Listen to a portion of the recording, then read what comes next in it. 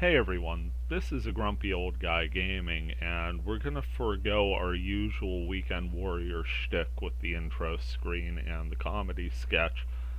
Promise we'll get back to that next week. And here's a little something special. It was part of the virtual .hack New Year's party we were throwing New Year's Eve and well into New Year's Day actually. Lasted a couple hours longer than I was expecting. Actually shocked, went over 6 hours total time recording, and they were still going. There was still party out when I left. So hats off to everyone. Thank you for making that an absolute blast to do. But here we are, and this was well into the evening. This was past midnight, so we're into January 1st, 2021 at the time of the initial recording. Emuz had been doing a good number of runs. We had done runs with Cameo as well. The book had made their grand appearance. Got to run with Breeze, who's Koos, who did the area server translation back in the day, coming back into Fragment a bit. Awesome to meet them. Certainly enjoyable, and you see their server Azure Dreams up there in that menu real quick. It was up to level 8 and I believe is currently sitting at level 9 at the time I'm recording this now. Now, after all that, I was about ready to tap, and then Snownami said he was getting on. He had joined the voice chat. So you want to stick around and make a run with Snow. We were chatting amongst ourselves and decided to come to V's place, which was the server that I kicked off this whole thing with a solo adventure. So we come back to V's place. Emu's logged in before me and said, "Hey, there's an NPC here. He kind of looks like Pyros." I'm paraphrasing. I wish I had the exact quote. Heck, I wish I had his exact voice on this, but I sort of messed up the audio, rushing myself. I'd fallen behind schedule. But here we are in Carmina Gadalica, and that very much looks like Pyros, and when you see a big giant NPC, it's an event. For those of you who may not be aware, the events that were scheduled to appear, periodically throughout the year, your seasonal special events, are still in the game. But we can't figure out how to reliably track them or trigger them. So this was a bit of a surprise, and this turns out to be the Setsubun event, which is something I had never seen before.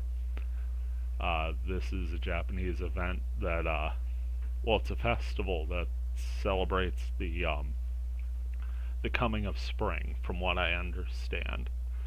And one of the rituals involves soybeans and their symbolic ability to purify a household and protect from evil spirits. I don't know too much. I just sort of glanced at Wikipedia on my way to learn roughly how to pronounce Setsubun, because I wanted to do my best not to mangle the word too badly. So I'm going to top off my items here, drop some extra things that I had into storage.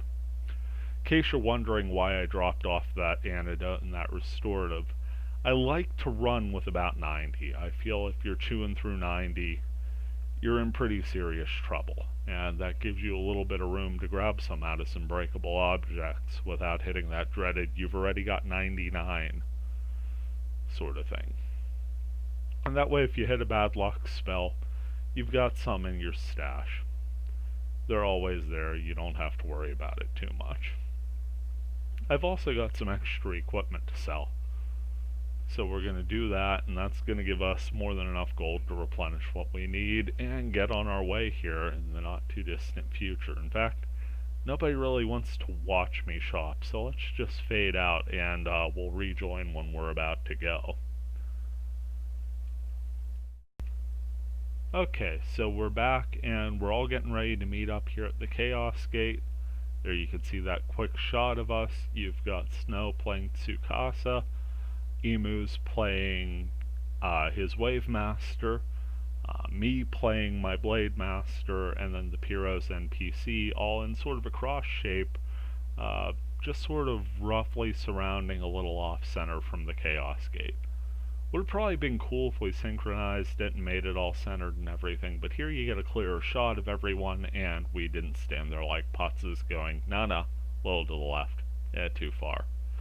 So we've spared ourselves that bit of awkwardness. Now we're going to go ahead and queue up the event. I think they said this was a level 66 board or so. And if you're familiar with the events at all, the level of the board is always a little inflated on these. For instance, the New Year's event is a level 80 event, and I've heard of people clearing it in their 50s or low 60s. So this being a level 66 board, I'm level 66 at the point we're playing this, and Tsukasa's max level. So what this is a fantastic chance for Emus to get some experience, and there you can see we take a cannibal out right away before we could even pop a fairy's orb, and that's 18 experience for Emus. Not gonna lie, my mental faculties were not in peak shape at this point in the evening. There was a little bit of extracurricular hydration going on throughout the evening, because hey, it's a holiday. Gotta celebrate a little. Lovely blackberry wine. But it actually took me a couple battles to realize that Snow wasn't getting any experience, not because he wasn't doing anything, but because he was max level, and there's no experience to get after that. Get out Vorma out of that symbol, so we've already got our magic attack and defense up. Without using any boosts or consumables of our own, that's about as good as it can get. Get a risky treasure out of this portal. I take my usual in-party vow of poverty. Grab chests only when everybody else's inventory is full, or just when I have a moment of feeling greedy. Yeah, not perfect. There's another treasure chest. It was a really reward-heavy evening as far as the runs went. If you feel up to it and you haven't yet, go ahead and check out Scenes from a Dot Hack New Year. I don't like plugging my stuff very often, but one, that was awesome, and you get to see a lot of different people playing the game. Two, there was a particular dungeon we had run where we only fought one monster portal. I think there were 2 or 3 monsters in the portal, but we made it through a 2-floor dungeon with only one combat encounter. So that was sort of a neat anomaly, and a really quick, clean playthrough as well. Here it seemed like everything we were facing through the first half of this field was either a chest or a cannibal. By this point in the night, I was imagining all of the chests as sleeping mimics. That's the problem when you play mimic-heavy games. Even when you know something's a treasure chest, you just can't trust it. Maybe that's a me thing. Yeah, that's probably a me thing. I'm gonna cut through this little grove of Ono melons and palm trees, and we come up on an Iron Ball Mania. Big old guy with some unique attire choices. Snow finishes them off with a mercy kill there.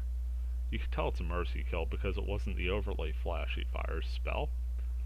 It's the Jerry Lee Lewis special though, because goodness gracious, those were great balls of fire.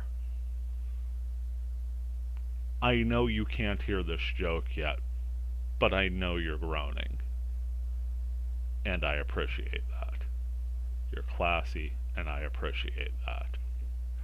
Another Iron Ball Mania goes down, and we're chopping through these portals. No time at all. I'd forgotten there in the beginning that I'm technically the fighter of the party, and that I'm on point. So everybody was just kind of following me, but I'm used to sort of going off what everybody else is doing, and there was a lot of stutter stepping going on there. So I finally get it in gear, and speaking of getting it in gear, we saw a big, huge Rhinox summons there. That's probably one of my favorites because you almost never see the damage out of it. You just see those swirling, like, little darkness clouds hovering around, and then all of a sudden monster go bye-bye.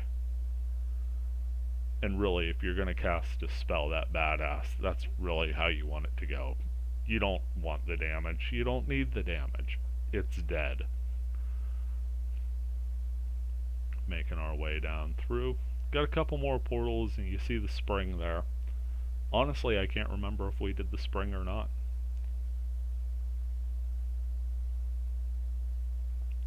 Grab a sip while we're in transit. Another cannibal. Cannibals certainly don't feel like they should be on a level 66 board. Again, this may be because of the level of the party respectively, but like, I'm hitting the thing for almost 800 damage. And that's just a normal attack. I'm dealing, high 700s there. Cannibal is the last portal. There you see, finished it off with a pair of 789s. Just didn't take much time at all.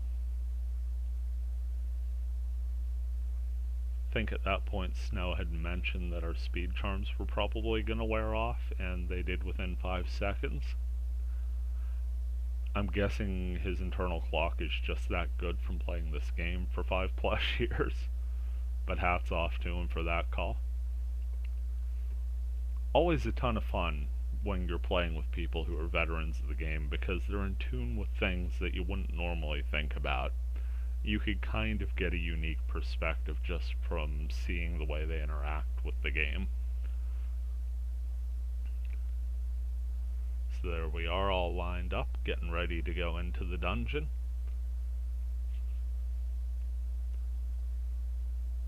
First room, medium-sized corridor. Let's pop a fairy's orb and see what we got going on here. Looks like we'll be heading straight into a large upside-down T-shaped room. So we make our way to the door. Now it is worth noting that for all of those field portals, we've only lit up 1 gem on the awakening meter. We never did set an awakening. Didn't really feel it would be necessary.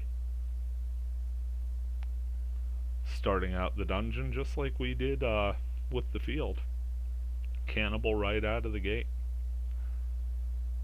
This one we don't quite finish right away. It gets a little time to move around, take a couple swings at us, but the result really wasn't in doubt. It drops a risky treasure, and now we've got a which way do we go. A little bit of debate going on here. Eventually we decide on going, well, we're going left.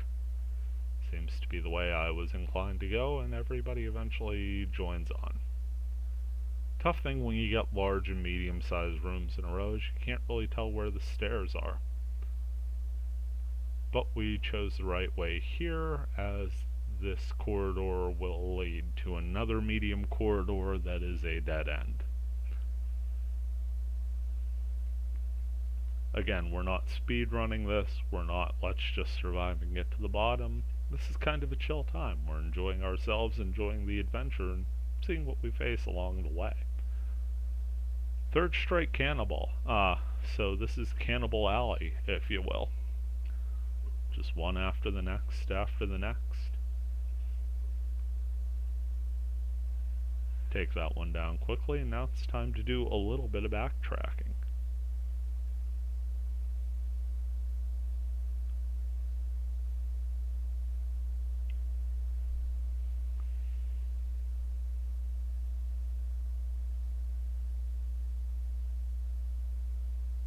Back to the T-shaped room. We're going to cross over to the other side.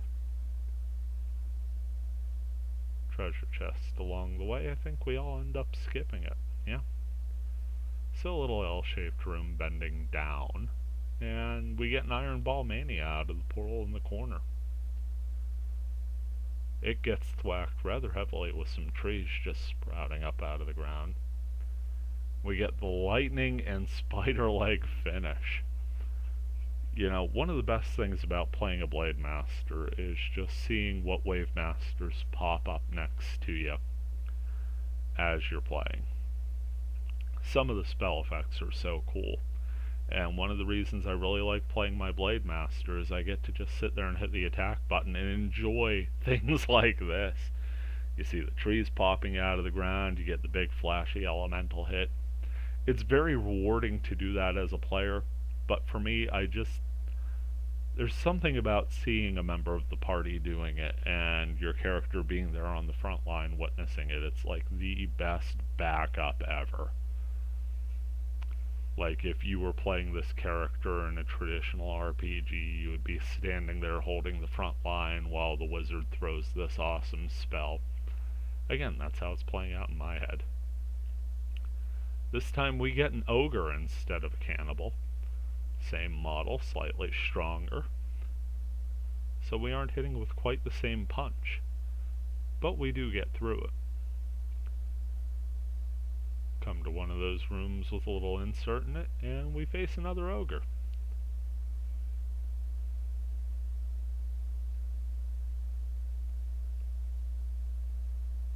Looks to be a chest in the insert.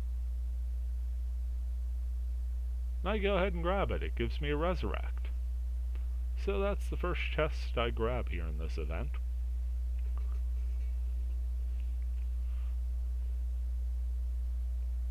Come back through the square room previous into the little V-shaped room that branched off of that corridor there. Moving further down to an L-shaped room that's going to take us back left. Portal in this room gives us our third ogre. It goes down with very little effort on the part of the party. And we get a good close-up of that Juke Zot spell. I'm not sure the exact strength of it. If I had to guess, that would be a Rajuke Zot. Not 100% on that by any means, so don't quote me on that. But all the same, a good close-up of trees coming up out of a flesh dungeon. Going down the stairs to the second floor now. Our awakening meter is over half charged. We've got 3 of the gems up. Long corridor to run down, so I re-up my speed charm. Starting off in one of those little 4-way intersection rooms. This is one of the circular ones with that cutout in the middle. Going back to that stream Emuz and I did, he had mentioned how much he loves the unique little designs the little cutout rooms have, where you have part of the room cut out in the middle. This one has almost like these glands emitting light like lamps. Kind of a neat effect. Also good justification for why you could see so clearly inside the body of a long dead thing that's still somewhat preserved enough to be walking on its flesh. If that sounds gross, it's because really, when you think about it, it's kinda gross. What wasn't gross was that Iron Ball Mania. It didn't really stick around long enough to be gross, as we chose the right-hand side to go down first. Very clear dead end here past this corridor. Looks to be a small treasure room, and it is. It's full of breakable objects, in this case eggs. And we've got a chest here as well.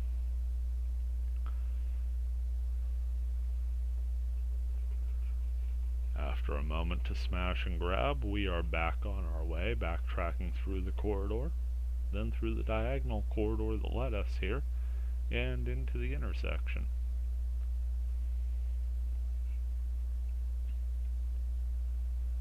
Believe we'll go straight down next, as that just takes us to a dead-end room. I passed an egg on the way. That was a bloody egg.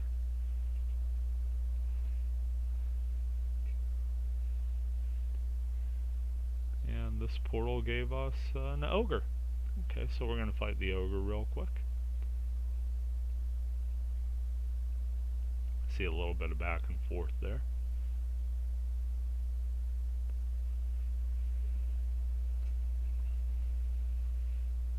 Then back into the room, and off to the left we go because we've already seen the other three directions. To the left gives us a medium-sized T-shaped room. Portal right in the middle of it, but the only thing that comes out of it is a treasure chest. So now we have to make a decision whether to continue left or to go down. Down we go. And down from the T-shaped room is a medium-sized corridor with an ogre. Fight this ogre here. Get some lightning, get some sword play, and finish off with a little bit of fire. Moving down into a larger corridor, this one being a dead end. So we have thoroughly made our way through this floor as completely as possible. Run right through the portal as it opens, but it's only dropping a chest. I'll take the chest past it, and I'm rewarded with a Hellstorm. Nice little consumable fire spell that'll sell for a pretty penny back in town.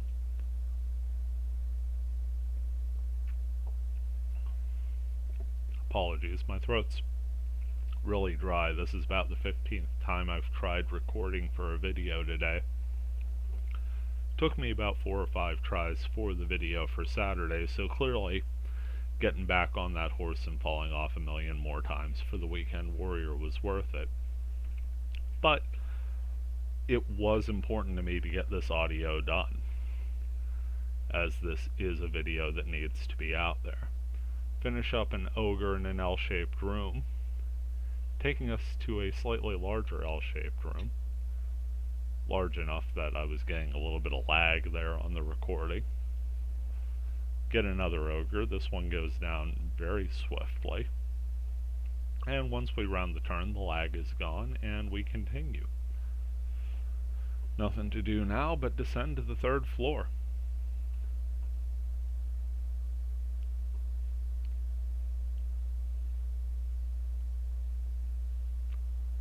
Floor number 3 we go. I believe Snow at this point had surmised, if not a little earlier, that this was probably going to be a 4-floor dungeon. Most of the events are. So we're going to open up with one of those cross-shaped rooms and a larger one.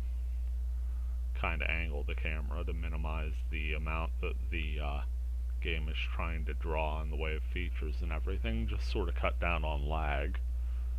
Fight that ogre, take it out.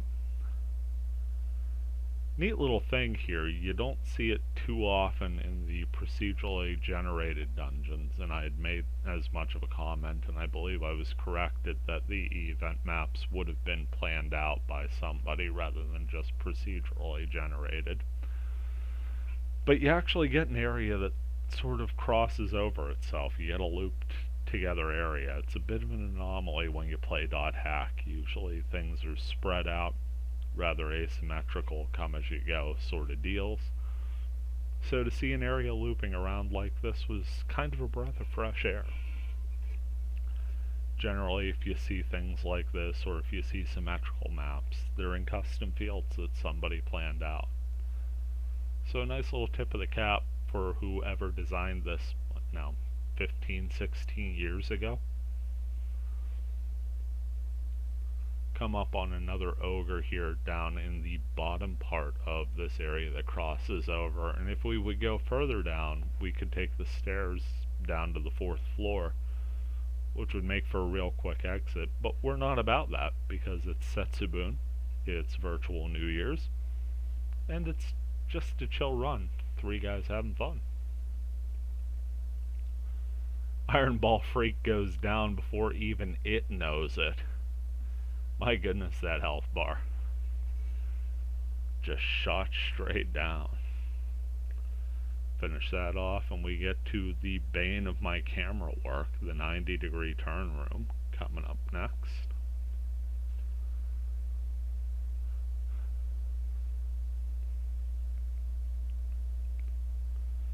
Another chest, so we can go ahead, get through here.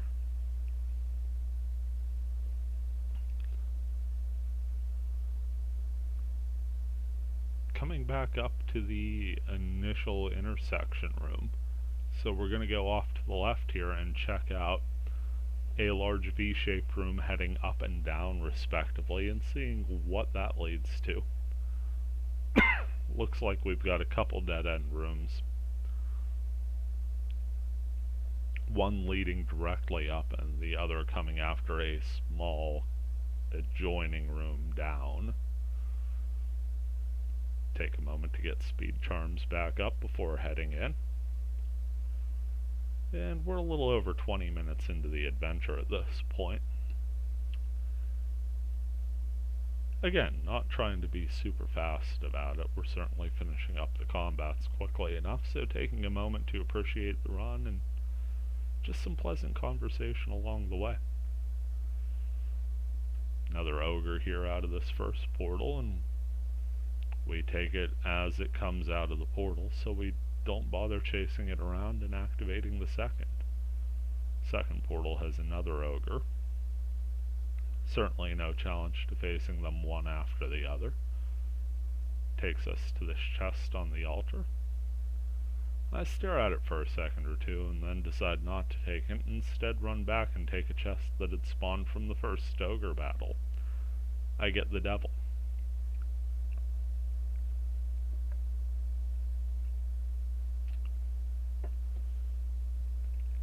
Backtracking through the giant V-shaped room again. I pass up some eggs. Resist the urge to crack them.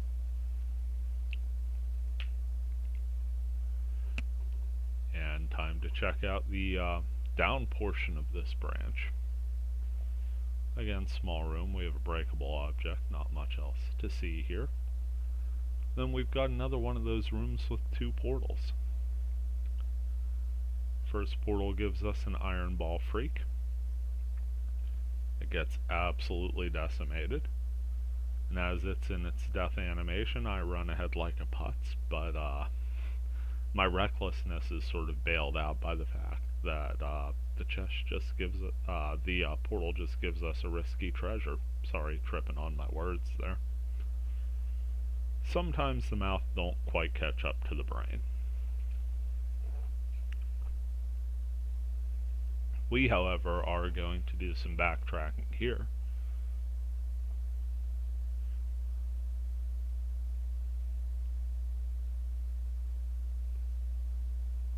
Heading back through the intersection. And since we know this area loops, we could either go the complete way across, or we could go down.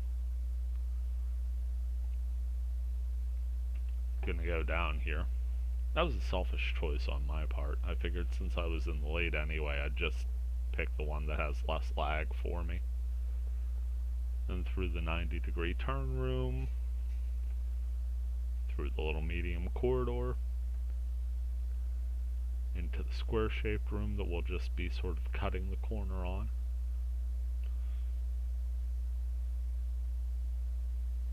That was a pretty good one. I sort of messed it up at the end. I like hitting that nice smooth turn from one door to the other. And then down to the 4th floor. So if the pattern on event dungeons holds true, this should be our final floor. Hit a fairy's orb real quick, and well, we could see one dead-end corridor right away. See a large V-shaped room coming right off the stairs here. So we've got a door to the side at the halfway point and a door down. Door down seems to be leading to some square rooms. You've got that cutaway 4-way intersection room that's leading to a couple dead ends itself. And then you've got to the side here. Take the side passage, gives us a medium-sized T-shaped room that yields an iron ball. I couldn't tell if that was a freak or a mania. I wasn't paying attention. Pardon me. I wasn't paying attention to the thing at that time. Must have been an iron ball freak, however, because in the very next room we pull another. It goes down swiftly. I open the chest and pick up the levers out of the chest before working our way back.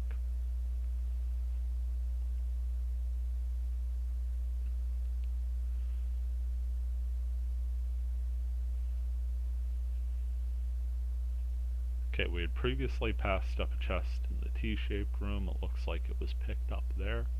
We have yet another T-shaped room. This one kind of sideways, with the base of the T, the vertical part, pointing to the right. So we've got dead-end corridors heading up and 2 rooms leading to a dead end to the right. We'll hit the up one first, since that is the quicker direction to knock out. 1 portal in this room leading to an Iron Ball Freak. Still haven't fully charged up the awakening meter.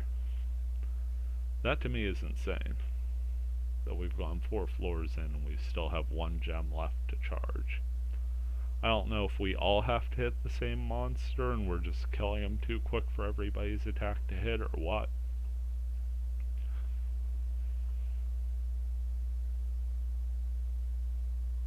I sort of overran the side passage there.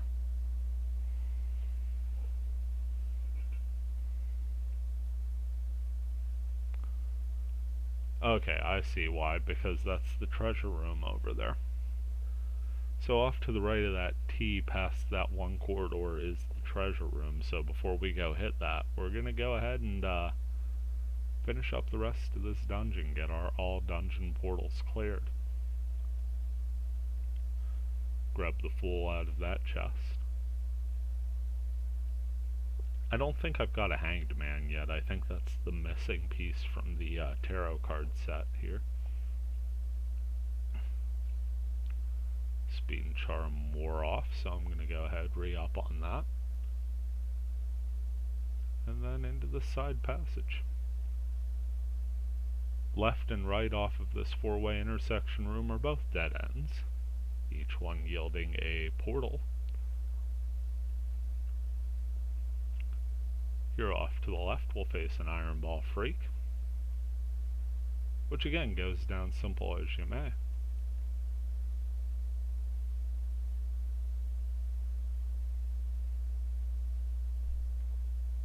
Now, like I said, left and right are real clear-cut 1-room dead ends. Down below we have an upside down T-shaped room, and off of that T-shaped room, which has a portal in it itself, are 2 rooms that have portals for themselves respectively. So we'll go the whole way to the right and take out that dead end first, and then we'll tackle the 3 rooms at the bottom. Coming out of this portal is an Iron Ball Freak.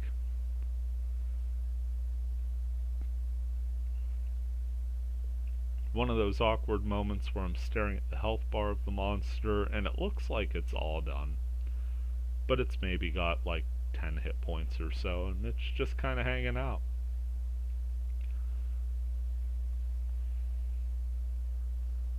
So that's the right side done. Now time to head down, polish off these last 3 rooms before going back up for the treasure.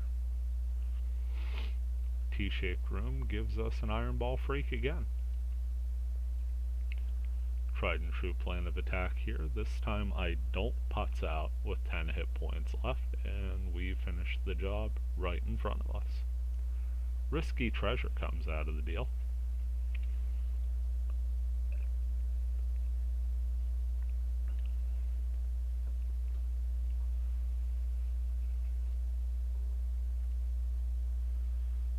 Moving to the next room, yet another one of these square rooms with a little walkway to the middle. 1 more Iron Ball Freak to go, and we dispatch it soundly. Looks like the altar in the middle of the room is empty, so we all just circle back and decide to hit the other side.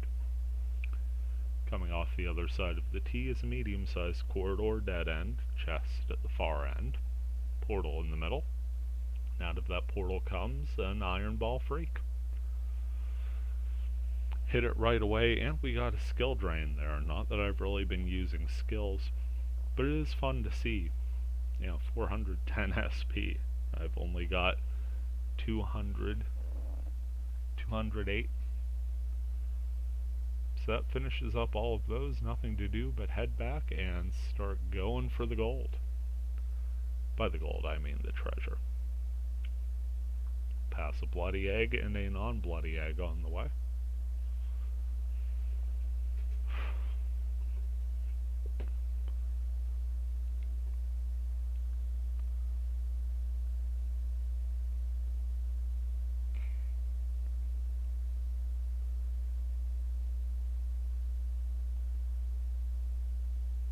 Completely past the door I was supposed to go.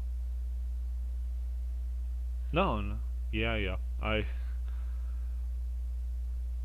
got turned around watching myself get turned around there. Yeah, I completely passed the side exit there and walked my way towards the stairs up to the third level. Just a moment where I got a little caught up. Navigation never was my strong suit. Pick up that chest there in the upside down T-shaped room and got the levers for it. Now into the sideways T-shaped room. Going to clear our last dungeon portal coming up here. And it is a starving ogre, which is completely magic tolerant. I get a hit in, and then I use a beast bane. Not sure if that was my beast bane or somebody else's that landed, so I'm not going to claim success on that, but I do know I hit the button at least. Now it is very magic sensitive, and it goes down to some big McLarge huge spell damage. Snow nice enough to give us a full heal for the sake of completion. And now it's time to grab the prize and also meet our NPC at the bottom, and it is Sanjuro. Sanjuro is going to give us all the event item. I'm going to talk to him. He's going to give us a little dialogue, which for me is going to be in Japanese. I've been told that he gives us red beans. Yep, sugared red beans acquired. That is our key item for the Setsubun item. I believe Emuz said they were from South Dakota, which to me is now the unofficial red bean capital of North America. So thank you to Emuz for that joke that will not go away in my head. And we finish up our dialogue with Sanjuro, and with that ends the Setsubun event and our 20th episode of The Weekend Warrior. I cannot thank you enough, guys, for watching this. I do appreciate it always. This has been a grumpy old guy gaming. Hope you're all doing well. Have a good day, and we'll see you in the next one.